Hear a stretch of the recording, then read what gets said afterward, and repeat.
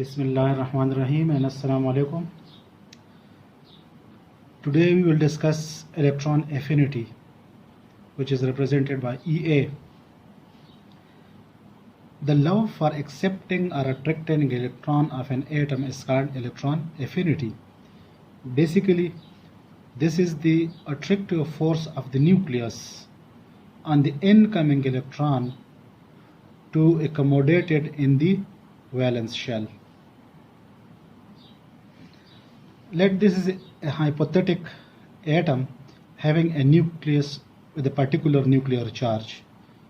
When this nucleus attracts the incoming electron to accommodate it in its valence shell, then certain amount of energy is released.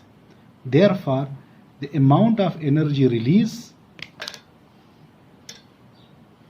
when an electron is added to gaseous atom of an element in its valence shell, it means that electron affinity is the tendency of an atom to accommodate an electron, and during this process certain amount of energy is released.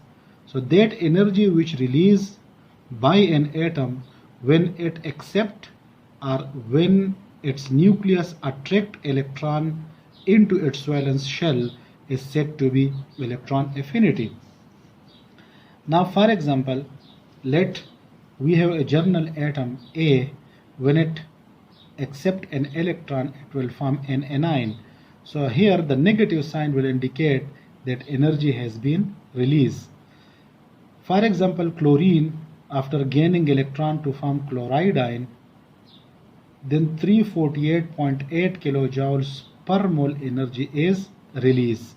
It means that when 1 mole of chlorine atom in gaseous state, or when Avogadro's number of chlorine atom gain Avogadro's number of electron and accommodated in its valence shell to form Avogadro's number of anion, then 348.8 kilojoule energy is released. Like ionization energy, electron affinity is also depending upon the number of electron gained by an atom. So the first electron affinity when an atom gained the first electron in its valence shell, while the second electron affinity is the amount of energy released when another electron is added by an anion in its valence shell. Now, the second electron affinity is always endothermic process. It means that when an ion gains another electron, then energy is absorbed. For example, oxygen is divalent anion. It can gain 2 electrons. So when oxygen gains the first electron to form an oxide ion, then 141 kilojoule per mole energy is released. So this is the first electron affinity of oxygen. When another electron is added by oxide ion to form a divalent oxide ion, then 844 kilojoule per mole energy is absorbed. It means the positive sign indicate that the process of gaining of the second electron is an endothermic process. So why second electron affinity is an endothermic process? It is because the second electron enter in an atom field repulsion due to electron and electron interaction. Look at here, the oxide ion is negatively charged and electron is also a negative charge particle. So the negative same charges repel each other. To overcome this repulsive force between electron and anion, then we have to apply force in the form of energy. That is why to overcome the repulsive force, the second electron affinity needed certain amount of energy, and we say that second electron affinity is an endothermic process. There are certain factors which are responsible for electron affinity. The first factor is nuclear charge, then atomic radii, shielding effect, and the fourth one, electronic configuration. Remember that, briefly speaking, that atoms with smaller radii, greater nuclear charge, and poor shielding effect would have high electron affinity. In other words, we can say that atom with bigger atomic radii, smaller nuclear charge, or lesser nuclear charge, and greater shielding effect would have low electron affinity. Now, what are the trends in electron affinity value in periodic table? It means that what happens to electron affinity value when we move from left to right in a particular period or from top to bottom in a particular group. This variation of periodic properties in groups and period in periodic table is said to be the trends of the property. So here we will discuss the trend in electron affinity. As I have discussed earlier, that the electron affinity varies in groups and period depending upon nuclear charge, atomic radii, and shielding effect.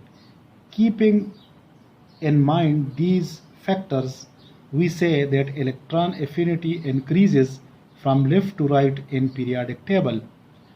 It is because from left to right the nuclear charge increases, atomic radii decreases, while the shielding effect remains constant. So the increased nuclear charge and decreased atomic radii increase the value of electron affinity. We have elements belongs to second period of the periodic table, lithium, beryllium, and then fluorine. Now if we look at the first factor, the nuclear charge, we see that as we move from left to right, in each group one proton being added into the nucleus. It means in each successive group from lithium to beryllium, one proton increase in the nucleus. So the increased nuclear charge increase the ability of the atom to accommodate another electron in the valence shell. Secondly, the atomic radius also decrease from left to right. Again, it is because of the increased nuclear charge. So we say that as we move from left to right, the nuclear charge goes on increasing, the atomic radii decreasing, while the shielding effect remains constant. Look at the shielding electron. There are two electrons between valence shell and nucleus. In beryllium, again, between nucleus and valence shell there are two electrons, while in fluorine again there are two electrons between nucleus and valence shell. So as the shielding electron in all elements in second period are same, that is why the shielding effect remain constant. Now what happens to a value of electron affinity in a particular group? Electron affinity decrease from top to bottom in a particular group. The reason again, the three factors, atomic radius, shielding effect, and nuclear charge. From top to bottom, the atomic radius gradually increases. The shielding effect also increases. So the increased atomic radii and increased shielding effect decrease the electron affinity value in a particular group. For example, we have elements belongs to 7A of the periodic table. They are called halogens: fluorine, chlorine, bromine, iodine, astatine. Now fluorine belongs to second period, chlorine belongs to third period, while bromine belongs to fourth. As we move from top to bottom, look at the first factor. The electronic shell goes on increasing. There are two electronic shell in fluorine. In chlorine there are 3 electronic shell, while in bromine there are 4 electronic shell.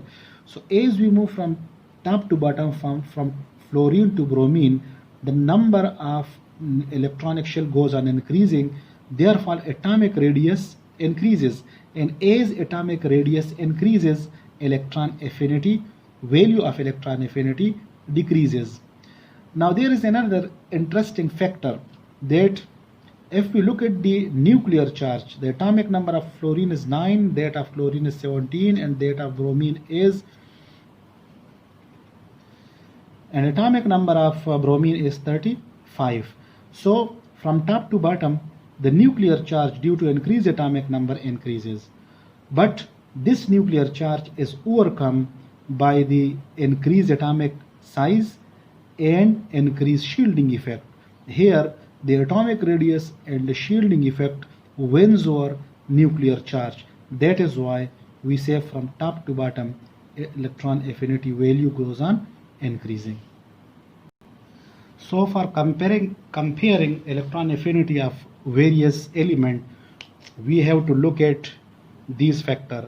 Electron affinity is directly proportional to nuclear charge by keeping shielding effect constant.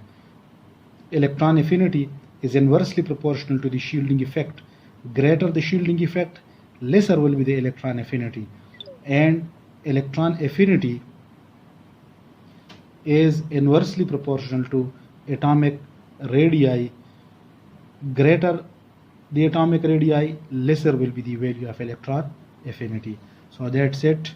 It is all about the electron affinity, the definition of electron affinity, the first and second electron affinity, the factors affecting electron affinity, and at the end, the trends in electron affinity value in periodic table. So it's all about the topic. Thank you and have a nice day.